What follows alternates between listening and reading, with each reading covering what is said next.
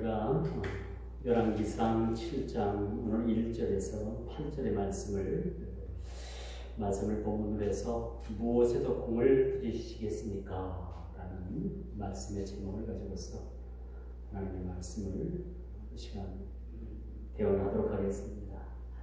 오늘 본문 1절을 보면은 솔로몬이 자기의 왕궁을 13년 동안 건축하였더라, 그렇게 얘기를 합니다. 그렇다면 그 지난주엔 성전 건축이 솔로몬에 의해서 지어진 그 건축이 7년에 가까운 세월을 통해서 성전 건축이 이루어졌다라고 제가 말씀을 드린 바가 있죠. 자, 하나님의 성전은 7년에 걸쳐서 지어졌고 솔로몬이 사는 기거할 그런 왕궁은 13년에 걸쳐서 그 공사가 완공이 되었다. 오늘 이 본문을 보면서 이 본문을 쓴 기자의 의도는 무엇일까? 그런 생각을 한번 해봤어요. 아무리 사람이 자기 중심적인 삶을 산다고 하지만 그래도 우리가 적어도 우리 그리스도인들은 내 중심보다는 사실은 타인의 중심, 더 우리가 정확하게는 하나님 중심의 삶이 참 필요하다라는 생각을 가져봅니다. 자신이 살 집을 13년에 걸쳐서 짓고 또 하나님의 성전인 성전 건축이 7년 걸쳐서 완공이 됐고 거의 6년이라는 세월을 더 자기가 살 왕궁의 건축에 치중했다라는 그런 말씀을 드릴 수가 있고요. 오늘 이 본문 말씀을 쓴 그 기자에 의하면 조금 의아한 뉘앙스를 풍기게 되죠. 하나님의 성전은 7년에 걸쳐서 짓고 자신이 살 왕궁은 13년에 걸쳐서 지었다. 조금 여러분 어떻습니까? 여러분은 이 말씀을 어떻게 받아들일 수가 있겠어요? 아무래도 자신이 살 집을 좀 더 긴 세월 동안 좋은 재료를 통해서 좋은 건축사들을 동원해서 더 잘 짓고 살게 되면 그게 참 하나님 앞에 마음이 좀 편하겠는가, 좀 그런 생각을 한번 해봐요. 지난주에도 제가 말씀을 드렸습니다만 유럽에서는요, 건물 하나를 짓기 위해서 거의 100년이라는 세월을 그렇게 건축을 하는 이 건축물들이 많이 있다고 합니다. 우리나라는 어때요? 잠자고 일어나는 건물 하나, 빌딩 하나 세우시잖아요. 물론 장단점은 있습니다. 그런데 유럽 사람들은 이 건물 하나를 지어도 이렇게 참 많은 공을 들이고 이 수많은 세월을 통해서 그들이 건물을 짓는다는 거죠. 오늘 본문 초두에도 솔로몬이 13년에 걸쳐서 자신의 거할 궁을 완공했다라고 이렇게 얘기합니다. 여기서 우리가 느껴지는 게 뭐가 있어요? 하나님의 성전은 7년에 지어졌죠. 7년 만에 지어졌고 그 솔로몬 왕이 거할 왕궁은 13년 만에 지어졌다. 물론 건축 양식과 또 규모와 여러 가지 형태는 다르다고 생각할 수도 있겠지만 그래도 조금 이것은 우리가 조금 뭔가 좀 걸리는 느낌이 있지 않는가 그런 생각을 해볼 수가 있어요. 한때 유행을 했던 서울 근교 모 교회에 그런 교회들이 있었는데 이 주일 예배 때 성전 짓는 그런 작업이 있으면 차라리 이걸 가지고 선교를 하겠다라는 그런 마음을 가지고 학교 강당을 빌려가지고 그렇게 예배를 드리던 몇몇 교회들이 좀 있었어요. 제가 지난 토요일날 서울을 놀러 갈 기회가 있어서 한번 놀러 가봤는데 이렇게 형태를 취했던 교회들이 이제는 단독으로 교회를 짓고 또 예전에 그런 마음을 가졌던 마음들이 아마 조금 사장되질 않았는가 그런 생각을 갖게 하는 그런 모습을 봐왔습니다. 그래서 이런 교회들은 예전에는 이렇게 교회 성전을 짓고 또 교회에 들어가는 어떤 부대 비용을 아껴서 이걸 가지고 사회 복지를 돌린다든가 또 나라와 민족을 위해서 또 이렇게 기 쓴다든가 그렇게들 했는데 지금은 아마 그러한 좋은 모습들이 점점 사라지고 있지 않는가라는 생각에서 좀 안타까운 마음을 더한 적이 있습니다. 참 이런 일들은 참 아름다운 일이라고 생각을 해요. 그래서 오늘날 현대 교회들이 더더구나 조국 교회들이 건물이 많이 크게 올라가고 층수가 올라가고 그런 것이 교회의 부흥이라는 그런 생각들을 가지고 있는데 이 교회는요 우리가 참 아는 이 교회는 건물이 있는 게 아닙니다. 건물이 있는 것이 아니고 교회는 이 모인 거룩한 사람들 한 사람 한 사람이 모인 거룩한 공동체에 의한 것이 에클레시아적인 그런 교회의 모습이라고 말씀드릴 수가 있겠죠. 그래서 많은 스님들의 관심은 그렇습니다. 1년 예산이 얼마냐? 모이는 성도 수가 얼마냐? 그렇죠? 그런 지대한 관심들을 가지고 있어요. 그리고 그것을 통해서 교회의 사이즈를 정하고 척도를 정한다는 거죠. 근데 진정한 교회는 그게 아닙니다. 교회는 한 사람 한 사람이 모여서 우리 성도 한 사람 한 사람이 모여서 공동체가 되잖아요. 이게 거룩한 공동체고 이것이 교회의 개념이라는 것을 우리가 참 잘 알고 있겠죠. 그렇다고 해서 우리 교회가 좀 이렇게 조금 개척의 수준을 벗어나지 못하고 있다고 해서 이걸 가지고 위로를 받자는 얘기는 더더욱 아닙니다. 몇 사람이 모였든 간에 얼마가 되었든 간에 1년 예산이 얼마였든 간에 우리는 하나님 나라를 위해서 우리 한 사람 한 사람이 하나님께서 우리를 불러주신 거룩한 콜링이 거룩한 소명이 우리에게 있었고 이 소명을 통해서 우리가 하나님 앞에 부름 받았다는 사실이죠. 그래서 여러분 무엇이든지 참 처음처럼의 마음을 버리지 않았으면 좋겠다. 우리가 처음 예수를 믿고 여러분들이 저와 여러분들이 예수를 믿을 때 예수님을 여러분 처음 영접했을 때 어떤 마음들이 있었습니까? 여러분들이 예수님을 만났을 때 중고등부 학생 수련회 때라든가 주일학교 다닐 때는 그냥 우리가 뭣도 모르고 다녔는데 좀 이제 머리도 커지고 또 이제 교회 수련회를 통해 가지고 가서 이렇게 예수님을 영접하고 또 그때 예수님을 만나는 아이들이 좀 많이 있어요 사실은. 근데 요즘은 조금 아이들이 조숙해가지고 이 주일학교 현장에서도 정말 성령의 역사가 일어나고 그들이 방언도 받고 참 그들이 지금은 굉장히 때가 때인지라 참 급박한 그런 시대인 것을 우리가 보게 되죠. 그래서 하나님께서는 참 예정된 자들 또 하나님께서는 은혜를 베풀려고 하는 자들이 참 시급한 문제이기 때문에 그들에게 참 무차별적으로 하나님의 은혜를 이 시간 부어주시는 모습들을 우리가 보게 됩니다. 참 그러므로 우리가 어떻게 예수를 믿었든 간에 어떻게 우리가 부름 받았든 간에 참 그 부름 받은 처음의 마음 그 마음을 우리가 잃지 말아야 된다는 사실들을 보게 되죠. 자, 그래서 중고등학교 그 강당을 빌려가지고 이렇게 예배를 드리던 그런 교회들이 이제 어느 정도 교회가 부흥을 하고 또 이렇게 성도 수도 많이 늘어나니까 제일 처음 한 일이 뭐냐? 교회를 짓기 위한 부지를 그렇게 사서 교회를 짓더라는 얘기예요. 근데 그게 아니죠. 그들은 그런 마음으로 출발을 했으면 끝까지 그런 마음을 가지고 그렇죠? 그들이 교회가 모일 장소가 없어서 어느 학교 운동장을 빌려서 야외 집회, 야외 예배를 드린다 하더라도 그 취지는 이루어지지 말아야 된다는 것이었죠. 자, 솔로몬이 하나님의 성전을 7년 동안 짓고 얼마나 그 성전을 바라보면서 참 그 마음이 어떻겠어요? 여러분 성전을 지어보지 않은 사람들은 성전을 지어보고 그 성전을 다 짓고 봉헌하고 또 입당을 하는 그 기쁨을 몰라요. 교회가 큰 사이즈든 적은 사이즈든 그 교회를 짓는 데 있어서는요 상당한 기도도 필요하고 상당한 여러분 많은 그런 문제도 야기될 수가 있다는 겁니다. 그래서 교회를 지어봐야 목사는 교회를 지어봐야 그 교회가 중요한 줄 알고요. 우리 성도들도 마찬가지예요.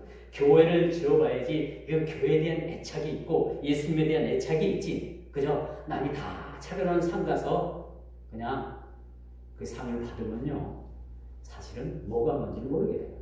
그래서 우리가 예수를 믿는다는 것은 여러분 잘되고 복되고 복받는 이야기가 이 한국 교회가 좀 잘못된 게 뭐냐?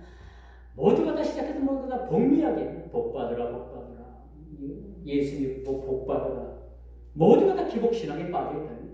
근데 진짜 예수를 믿는다는 것은 예수님의 십자가를 우리가 우리의 빈 십자가를 지고 예수님을 따르는, 예수를 믿으면 모든 것이 만사형통할 줄 알았더니 예수를 믿고 신앙에 눈을 뜨게 되니까 그때부터 뭐예요? 우리가 질 고통의 짐들이 있다. 거룩한 고통, 거룩한 이런 사명들을 우리에게 부여해 주셨다는 사실도 우리가 익히 잘 알게 되는 것이죠. 그러므로 우리는 주님을 만났던 그 처음 주님을 만나가지고 그 뜨거웠던 그 마음들이 이 대다수의 사람들을 만나보면 많은 사람들이 거기에 대한 열정이 식었어요. 잃어버렸어요. 그 첫사람들을 다 잃어버렸어요.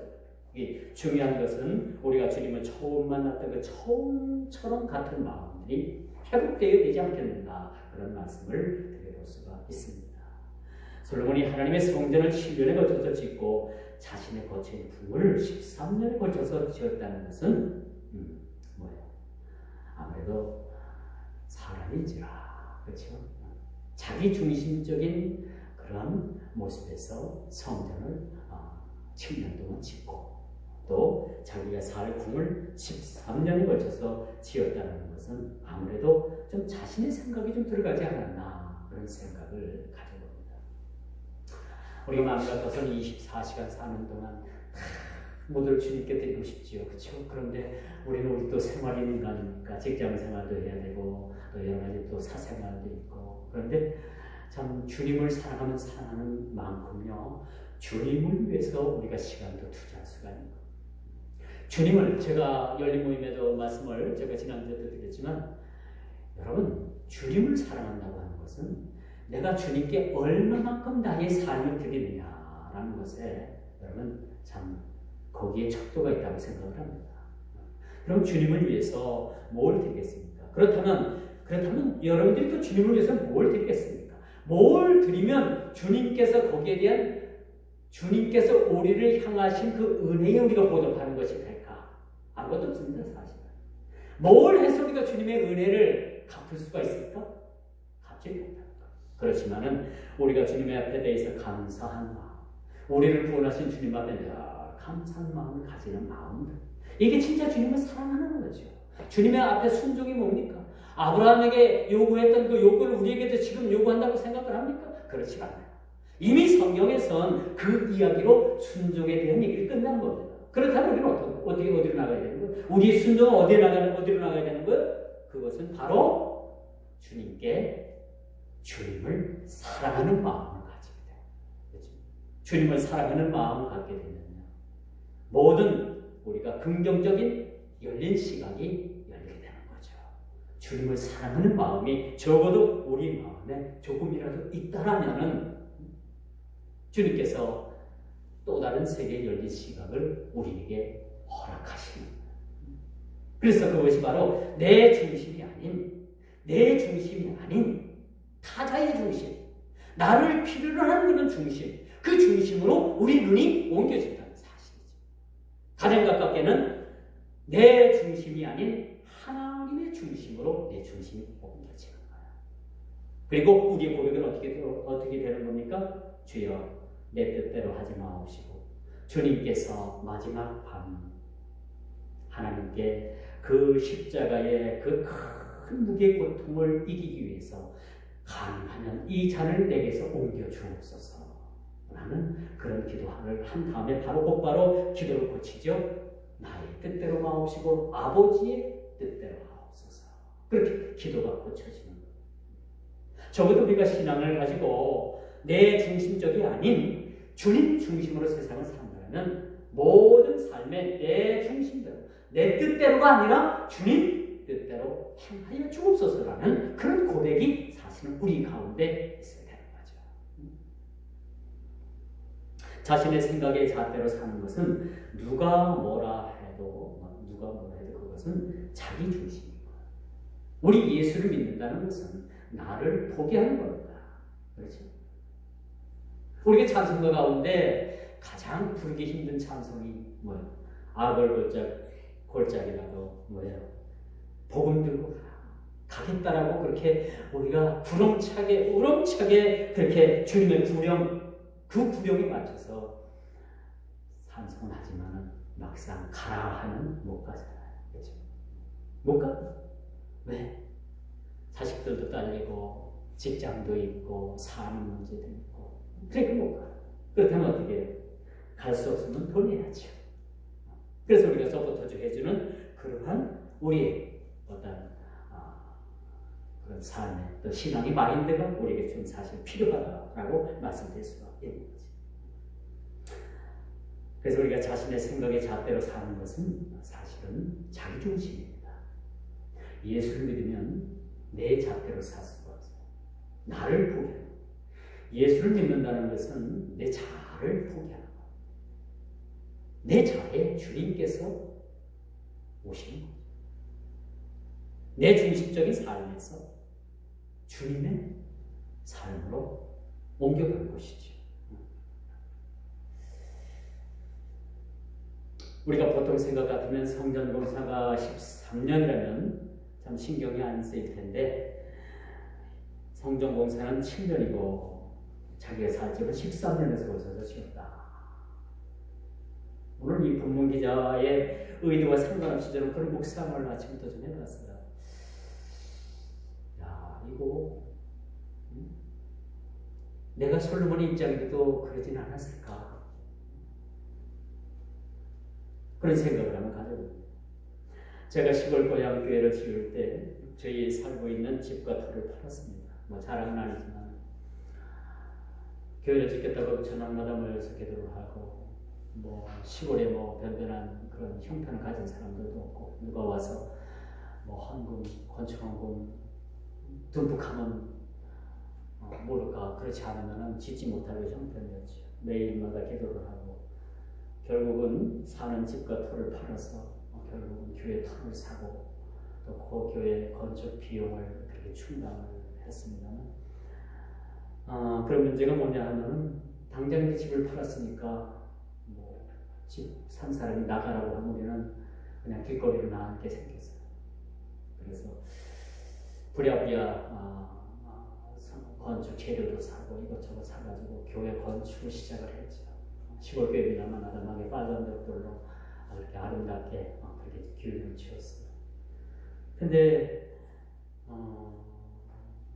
그 건축을 하는데 이제 돈이 별로 없으니까 지경으로다가 짓지 못하고 일꾼들을 난리를 사고 또 이제 그때마다 사람을 사갖고 일을 했는데 그때 저희 사촌 형님이 아마 건축 일을 해가지고 저에게 대충 건축 재료로 얼마 정도 사라고 얘기를 해요. 그래서 이제 그걸 믿고서 건축 재료를 샀는데 교회를 다 짓고 나니까 건축 재료가 남는 거예요.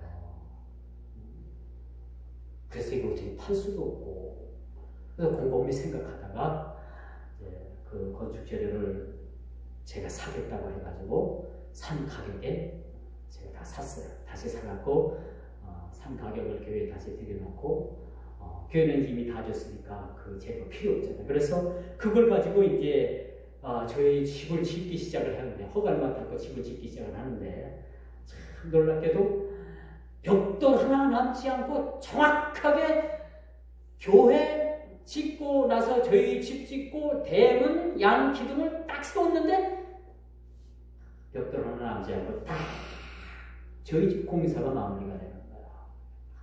놀랍지? 하나님은 그런 일들을 통해서 예비하신 겁니다. 저는 무진장 걱정했어요. 저희 아버지가 교회를 짓겠다고 하니까 아버님이 뭐라고 말씀해요? 뭐 아무것도 상황 없는데 뭘 교회를 짓겠다고 하느냐. 그때 이제 20대 때니까 그냥 물불 가리지 않고 겁 안 냈죠. 그렇게 일을 저질러 놓으니까 하나님께서 일을 마무리해 주시더라는 얘기예요. 왜 우리 중심적인 삶을 내려놓지 못합니까? 왜 그래요? 걱정되는 거예요. 불안한 거예요. 그런데 이 모든 것까지도 다 내려놓으니까 주님께서 일을 하시더라는 얘기입니다. 정확하게 벽돌 하나 남지 않고 정확하게 일을 끝내시더라.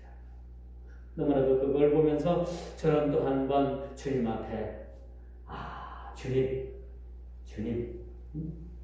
제가 행여라도 참 걱정됐던 거, 걱정했던 거 제가 회개합니다. 주님은 이렇게 한치도 착오 없이 일을 행하시는 분이신데 제가 조금이라도 의심했던 그 사실에 대해서 제가 회개합니다. 이렇게 제가 회개했던 사실을 보게 됩니다. 여러분, 이처럼 우리 인생은 우선과 차선이 있다고 생각을 해요. 내 중심을 내려놓을 때 그때부터 주님이 보이는 거예요. 내 중심으로 가득 차게 되면 주님이 보이지 않습니다. 그렇죠?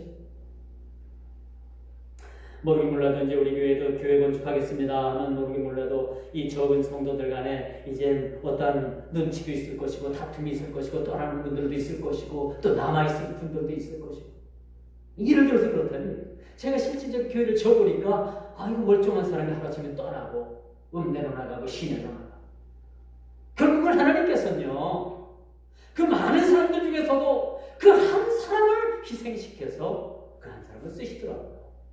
그거 하나님의 방법을 좀 배웠습니다. 많은 사람, 그 많은 사람 100명이면 200명이면 그 사람을 다 쓰시는 것이 아니라 하나님께서 기도원의 300용사처럼 줄이고 끊어내고 마지막 300용사를 쓰시더라는 얘기. 이게 하나님 나라에 쓰는 일꾼들을 선출하는 방법인 줄 압니다. 여러분, 저와 여러분들을 왜 부르셨다고 생각을 하십니까? 왜 부르셨다고 생각합니까? 그저 우리가 초급적인 신앙으로 그저 예수를 믿고 나는 기뻐요. 나는 이제 천국 가요. 천국 가는 데만 여러분들 국한시키기 위해서 여러분들 불러주셨다고 생각을 합니까? 천국 가기 위해서 여러분 뭐든 거기에만 포커스를 맞춥니까? 그렇다면 아직 여러분들 아직도 핵심적인 건 아직 못해요. 우리를 부르신 목적은 저 세상에 아직도 예수를 모르는 사람들을 위해서 우리를 불러주셨다는 사실이죠. 여러분들 왜 제자훈련 받습니까? 왜 제자훈련? 제자훈련 받는 것은 여러분들이 주님의 제자가 돼서 가서 또 다른 제자를 세우기 위해서 우리가 제자훈련 받아요. 힘들지. 그렇지만 우리가 이 훈련 받아야 되는 겁니다.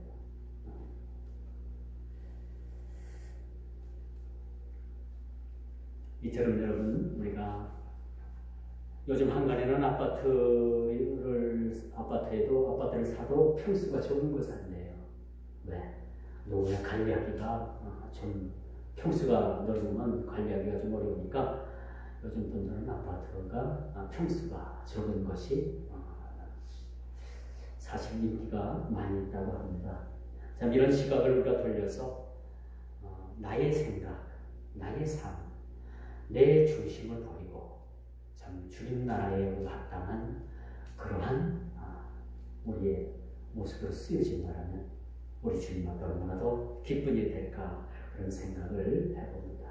오늘 새벽인가 그 디그룹 모 전 회장이 성추행 및 성폭행으로 2년 정도 외국에서 떠돌다가 여권이 말소가 되고 또 적색 수배가 내려져서 반강제적으로 입국을 한 사실을 여러분들이 TV 뉴스를 통해서 봤을 겁니다.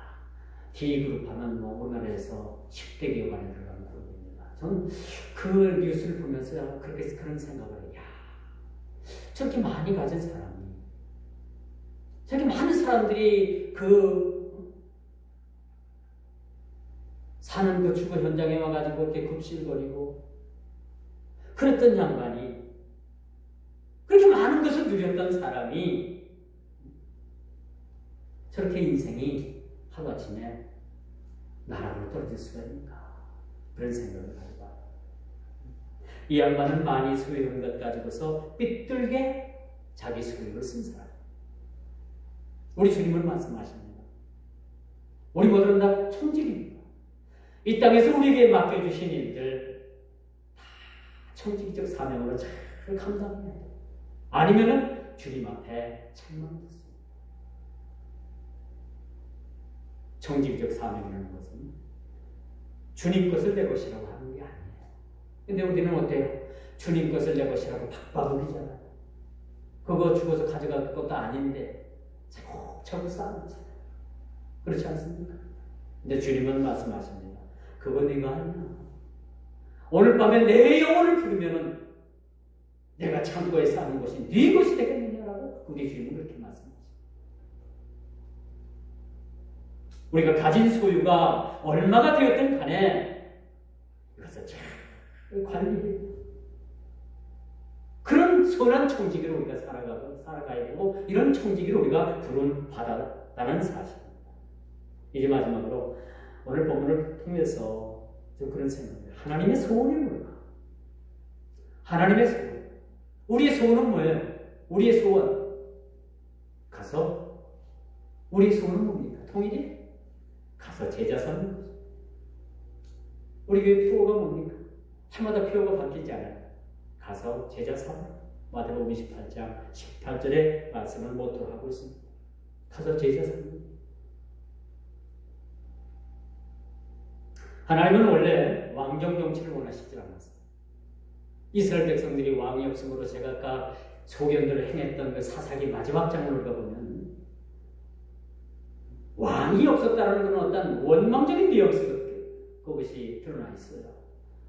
그래서 하나님께서는 그렇게 원하니까 왕을 주셨잖아요.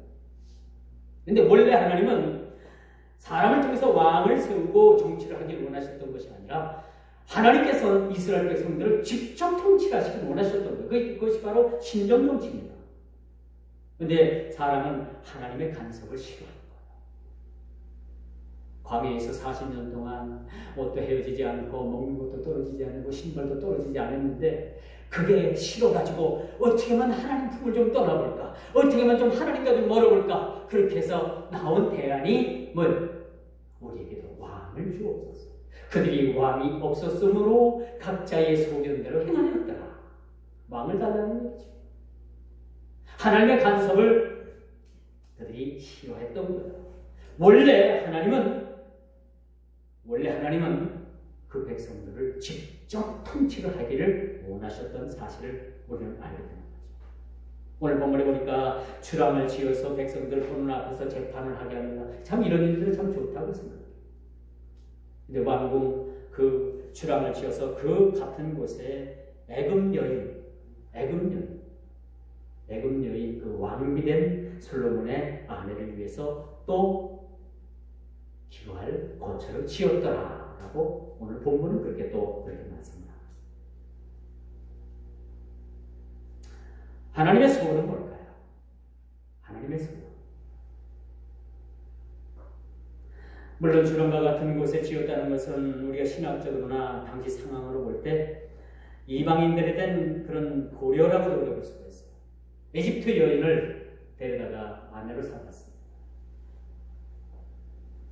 그리고 이방 사람들이 하나님의 거룩하신 성전에 들어오는 것을 또 금했지. 또 이런 차원에서 고려를 했다고 봅니다. 마치 이스라엘 백성들이 430년 동안에 400년간의 애굽에서 종살이 할 때 애굽 사람과 그 이스라엘 사람들은 같이 섞여서 살 수가 없으니까 고센 땅을 줘서 그곳에 기도하도록 그렇게 만든 그런 말씀과 본문 말씀이 같다라고 생각을 합니다.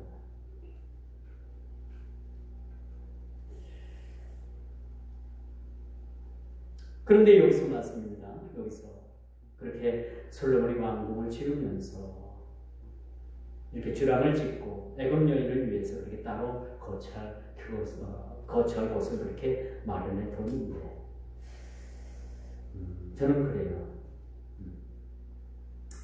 물론 이게 정치적인 그러한 정략 결혼이 여기에 좀 작용이 된다고 하지만 왜 솔로몬이 물론 이 여인 외에도 많은 여인들을 아무도 그렇게 후궁으로 받아들였습니다만 왜 아무리 정치적인 정략적인 계산이 있다 하더라도 어떻게 선뜻하게 이방 여인을 아내로 받아들였을까 그런 생각을 한번 가져봅니다. 이것이 이제 지금에 와서 좁은 소견이라고 말씀드릴 수도 있겠지만은 이렇게 정통성을 그렇게 얘기하는 그 이스라엘에게 솔로몬이 여기까지는 좋았는데 앞으로 어떤 일이 벌어지느냐 하면요. 이 정략 결혼인 이방 여인들과 결혼하는 일 때문에 발목이 잡혀요. 그래서 나라가 두동강이 나버리죠.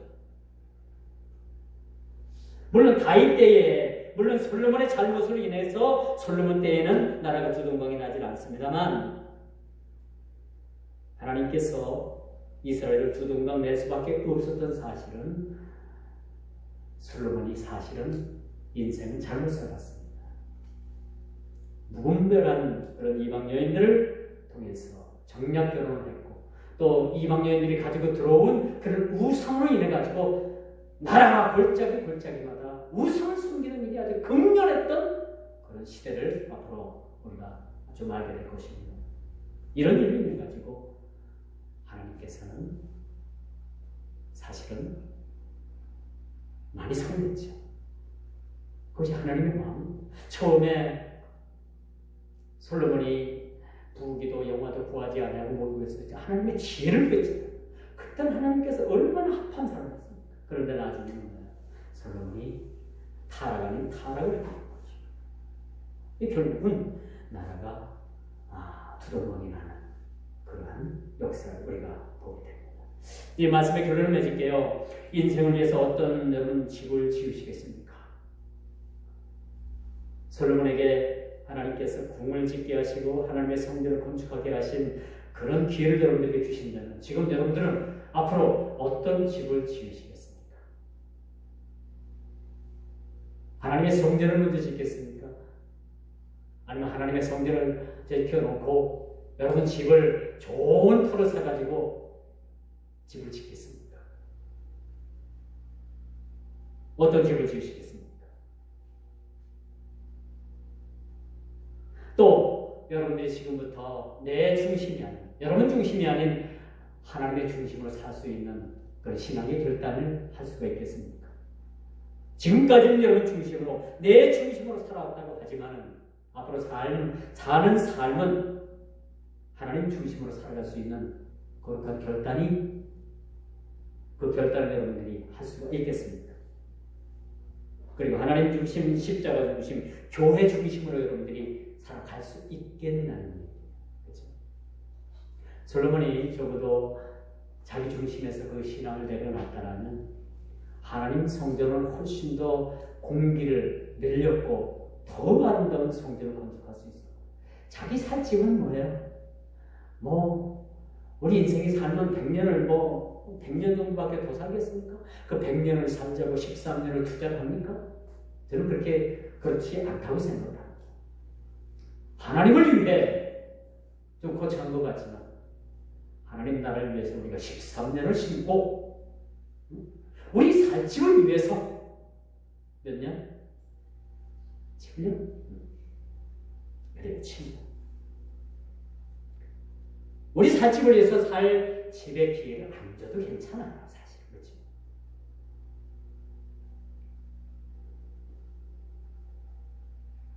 이젠 성전과 자신의 집을 지으려면 어떤 결과로 여러분들 공사를 시작하겠습니까? 그리고 그 공사를 시작해서 어떻게 마치시겠습니까? 오늘 설교를 들으면서 여러분들이 한번 생각해 봐야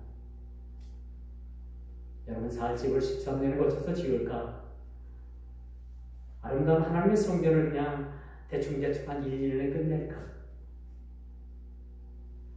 아니면 내 중심적인 삶을 살아갈까? 아니면 하나님 중심적으로 세상을 살아갈까? 라는 거룩한 고민이 우리에게 있어야 됩니다. 여러분의 삶의 순서가 무엇이라고 생각합니까? 무엇이 우선이고 무엇이 차선인가를 우리가 한번 깊이 고려하고 생각하는 것이 우리의 여전한 몫이라는 생각을 여러분 기억하시고 오늘 저녁에 집에 들어가셔서 주무시기 전에 가슴에 손 얹고 하나님 지금까지 내 중심적으로 산 모든 삶을 되게 합니다. 지금부터 하나님 중심, 교회 중심, 십자가 중심, 내가 말씀 중심으로 살겠습니다. 거룩한 결단이 있어야 돼요. 그렇죠? 내 삶에 무엇이 우선이고 내가 내 삶에 무엇이 차선인가라는 것을 깊이 고민하시고 위대한 결단이 있기를 주님의 이름으로 축원하면서